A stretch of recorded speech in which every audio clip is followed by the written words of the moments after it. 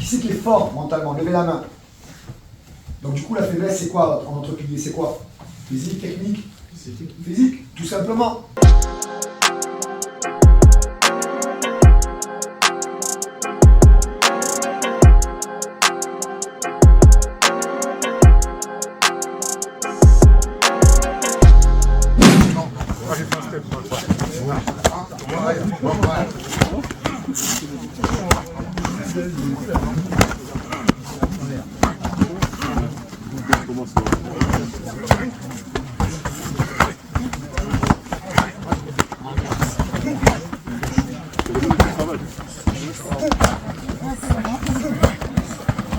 Je suis compétiteur et je fais aussi pour libre avec les mecs du quartier. Voilà. Ouais.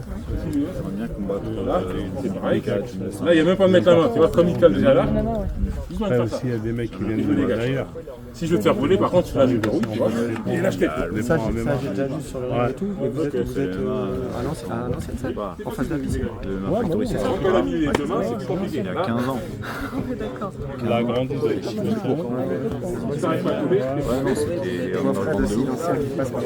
Salut à tous. Alors là, on a un décor exceptionnel avec un soleil comme on n'a pas à Paris, forcément. Et nous sommes avec, on va dire, des immensités, si on peut dire. Parce que quand même, c'est quand même ça, hein, Philippe. Si vous voulez. Si vous voulez. Donc, immensité, non. Non. Ce monsieur, vous l'avez forcément vu dans des vidéos, peut-être il y a quelques années aussi également, il y a très peu de temps aussi, lors des combats de ce cher monsieur Le Banner qui est juste à côté, Philippe Gomis, qui, je pense que voilà, il y a beaucoup de noms souvent qu'on vous sort sur MMA Story France qui sont là depuis très longtemps, qui ont fait le travail et qui ne sont pas forcément mis en avant aujourd'hui. Et ça, c'est dommage. Non. On est dans l'ombre, mais bon. Alors, il faut juste approcher un petit peu. Voilà, on est dans l'ombre. Et pourquoi dans l'ombre? Là, il y a le soleil, par contre. Enfin, pour préparer, je sais pas, tous les champions, de toute façon, que ce soit au niveau de l'athlétisme ou autre, il faut forcément lire. Donc, dans la boxe, les sparring partners, on est dans l'ombre. Mais bon. Est-ce qu'on peut revenir rapidement sur votre parcours? Mais vraiment rapidement. Moi, j'ai débuté, on va dire, je viens de la boxe anglaise. Donc, je pense, j'ai à peu près 17 combats. Donc, quand j'ai commencé en 99, c'est ça, mon premier combat donc, en boxe taille, donc j'ai rencontré, comment il s'appelle, Stéphane Eco. Pour mon premier combat.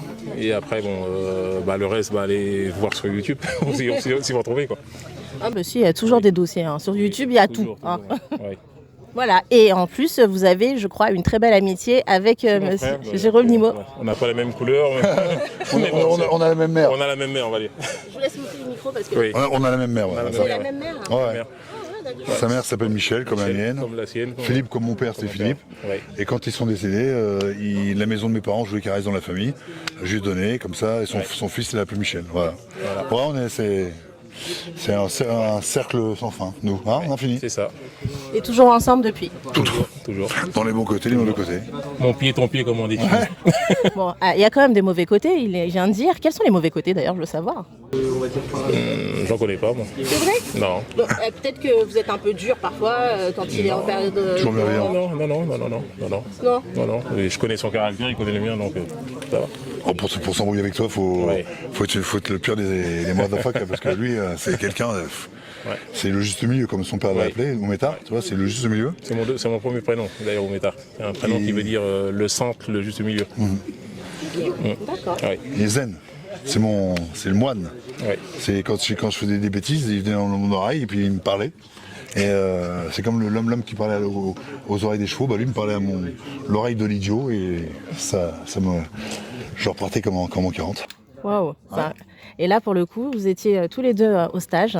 Vous travaillez ensemble aussi pour les stages où c'est exceptionnel? Non, ça m'arrive. Souvent. Alors, comment est-ce que vous trouvez ce cher Thomas Loubersan qui organise quand même des choses extraordinaires? Je trouve très humain, très sympa. Et voilà. Et je pense pas qu'il est triste parce que c'est quelqu'un de...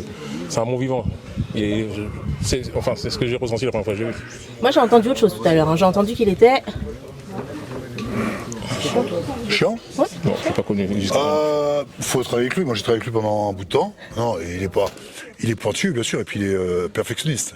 C'est un des meilleurs Français au niveau du grappling, je trouve. Ouais. Et au niveau, il est au Brésil. C'était un des meilleurs grappleurs, je crois, en 2014, je crois. Non, c'est quelqu'un de. Moi, je sais que ça s'est vu quand j'ai fait le combat WAV, voilà. 3 scènes avec lui, ça équivaut à 3 ans. Hein. Non, il ne lâche pas. Il est dur, pas chiant, il est dur, très très dur. Donc moi, j'ai à tous ceux qui veulent vraiment upgrader au niveau de grappling pour le MMA, Thomas Le Basson. Le first, le premier. Mais d'ailleurs, je sais pas, là, il va peut-être dévoiler ce qu'il va faire dans les mois à venir, parce qu'il représente quand même haut et c'est vraiment. Moi, je reviens du Japon. À chaque fois que je parle, je l'inclus dans le truc. Hein. C'est vrai ? Ah ouais, kickboxing, bon, c'est moi. Et si on veut, comme au Japon, c'est soit le kill, le K1, machin, et puis toujours le MMA, je l'intègre toujours. Que ce soit à Dubaï, toujours. Après, ça se fait pas. Malheureusement, pour l'instant, ça se fait pas. Des fois, bon, je mets pas de filtre. C'est-à-dire que je dis les choses comme ils viennent. Parce que je suis heureux. J'aime faire partager les choses. Et là, je commence avec lui. Bon, maintenant, j'ai entendu 2-3 fois sur les réseaux sociaux que j'ai promis des choses. C'est vrai. Je l'avoue, en plus, c'est vrai.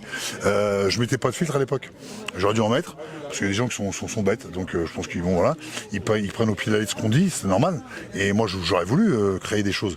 Bon, les Japonais, des fois, ils disaient, t'as vu, hein, quand on était à Hawaï, ils voulaient que faire combattre Bob Sapp contre Jean-Claude Van Damme, tu vois, à l'époque. Non, mais c'est des trucs fous, donc il faut mettre des filtres. Et là, avec lui, je mets des filtres. Mais là, on est en train de travailler pour une salle à Okinawa et à Tokyo. Ouais. Je l'inclus dans le truc tout le temps. Mais il le sait pas. Il sait pas, il va le savoir. Hein. Non, quand ça sera fait, quand on va signer. Waouh. C'est juste incroyable, ça, par contre. Ça me fait penser à Gilles Arsène. Voilà, dépensé pour Gilles. Forcément.